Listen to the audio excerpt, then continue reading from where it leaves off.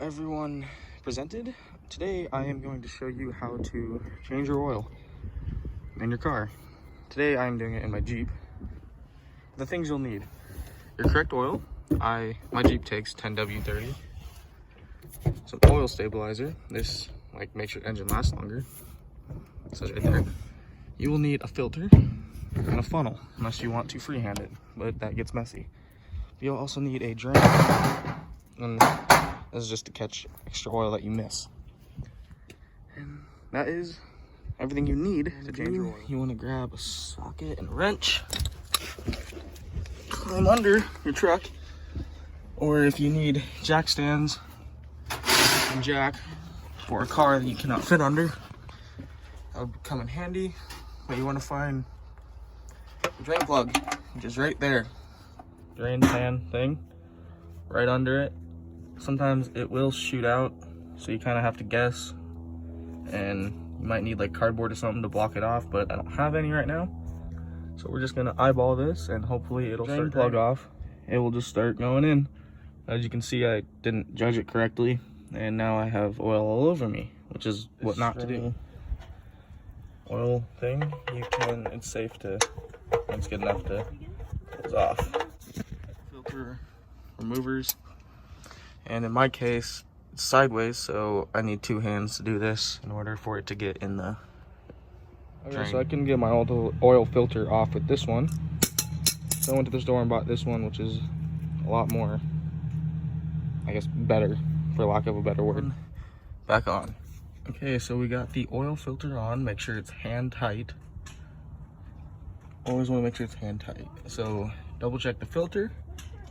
Double check your drain plug. That's tight. And I already did that. Now you're ready to pour the oil. It goes.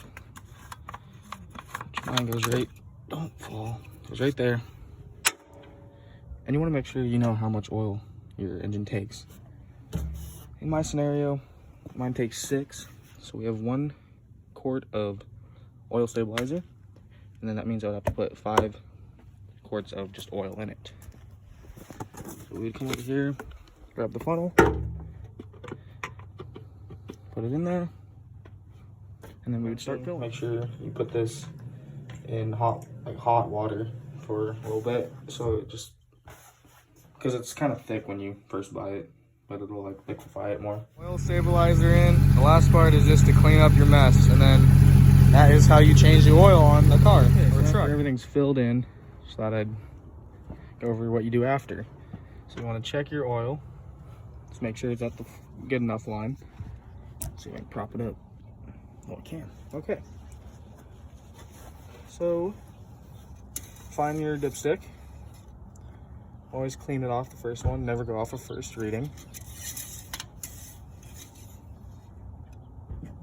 And mine is in between add and safe. So I have put in enough oil.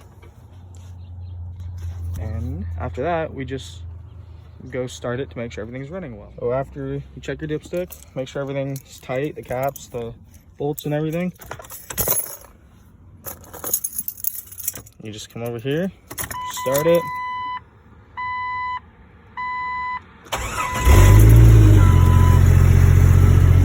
Check your gauges.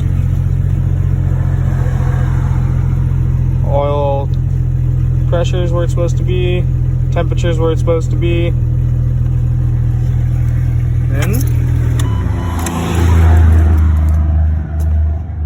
after all that, you have officially changed your oil. And now that is the end of my how-to project.